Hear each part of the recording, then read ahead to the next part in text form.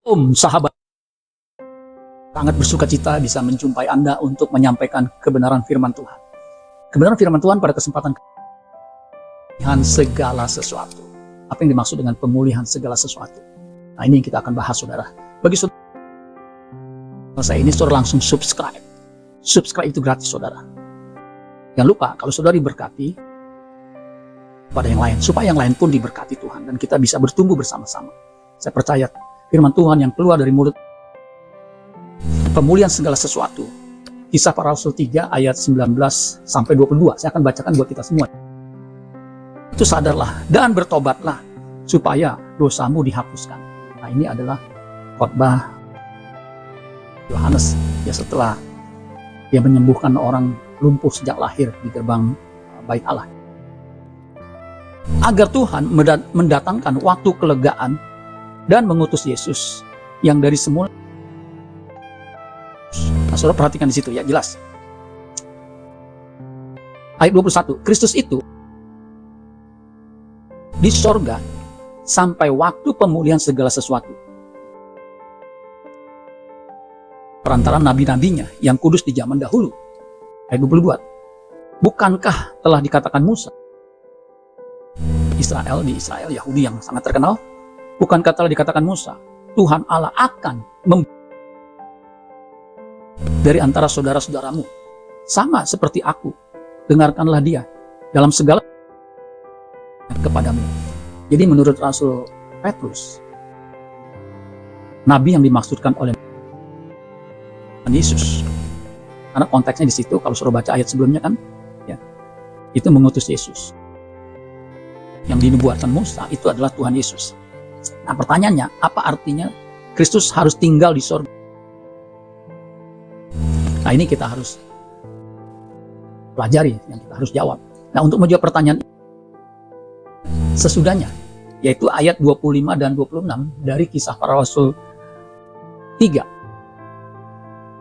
Itulah yang akan mewarisi nubuat-nubuat itu. Jadi bangsa Israel dan juga kita. Yang mewarisi nubuat-nubuat itu. Nubuat tentang kedatangan Yesus. Seperti yang dikatakan Musa. Yang telah diadakan Allah dengan nenek moyang kita. Ketika ia berfirman kepada Abraham, dihubungkan dengan Abraham, oleh keturunanmu semua bangsa di muka bumi akan diberkati. Sebelum Musa datang, itu Abraham, Kejadian 22 ayat 18. Dan bagi kamulah pertama-tama, perhatikan, jadi langsung dihubungkan Abraham, ya, dikatakan oleh keturunanmu, keturunan Abraham, ya, semua bangsa di muka bumi akan diberkati. Nah, ayat 26-nya, pertama-tama Allah membangkitkan hambanya dan mengutusnya kepada kamu.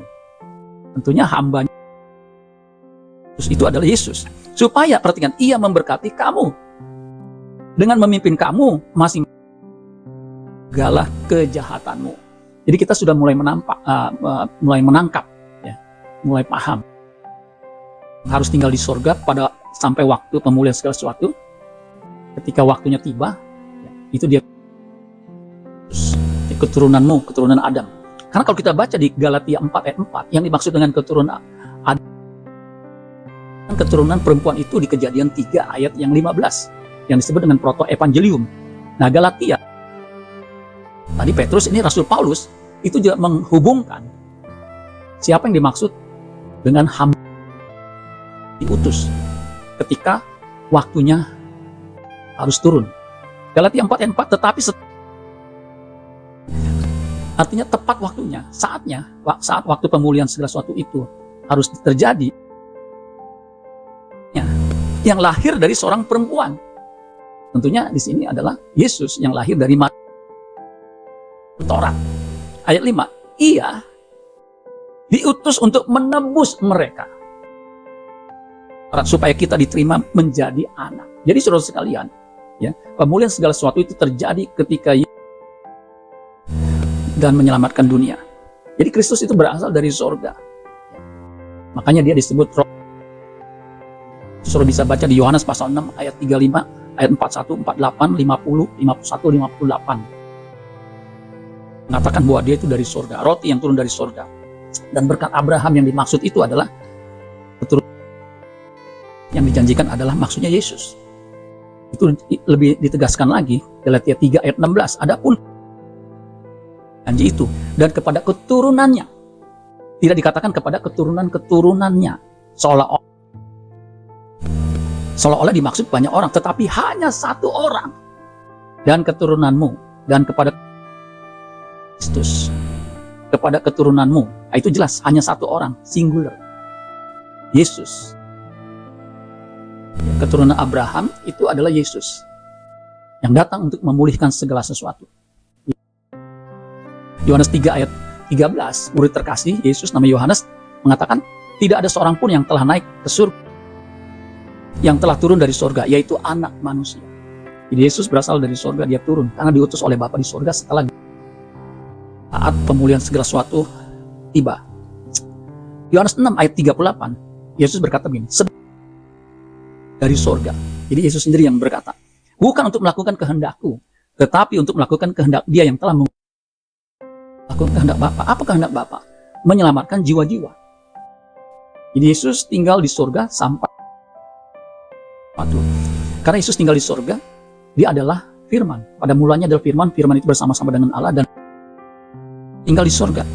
Dan turun ke bumi untuk memulihkan segala sesuatu. Maksudnya apa? Untuk menebus manusia dari dosa.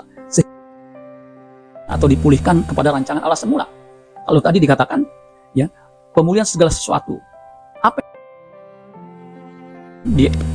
di ayat yang ke ayat 20 katakan Musa, Allah akan membangkitkan bagimu seorang nabi dari antara saudara-saudaramu sama seperti aku.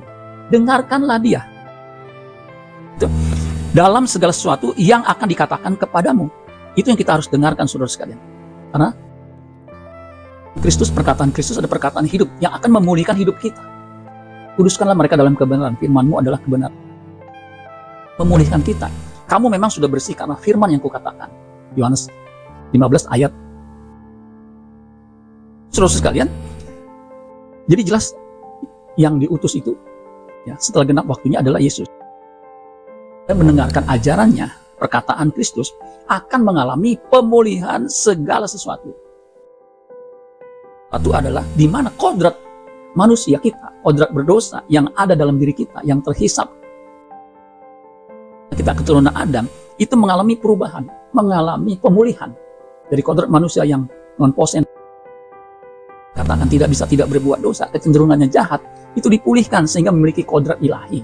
Yang tadi dikatakan, atau di bagian lain menjadi man of God, manusia yang berkodrat ilahi. Bukan hanya tidak berbuat dosa, tetapi tidak seperti Kristus, putra tunggalnya, yang berani berkata, siapa di antaramu yang membuktikan aku berdosa?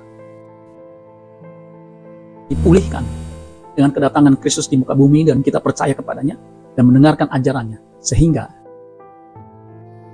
berdosa kita diubahkan menjadi kodrat ilahi.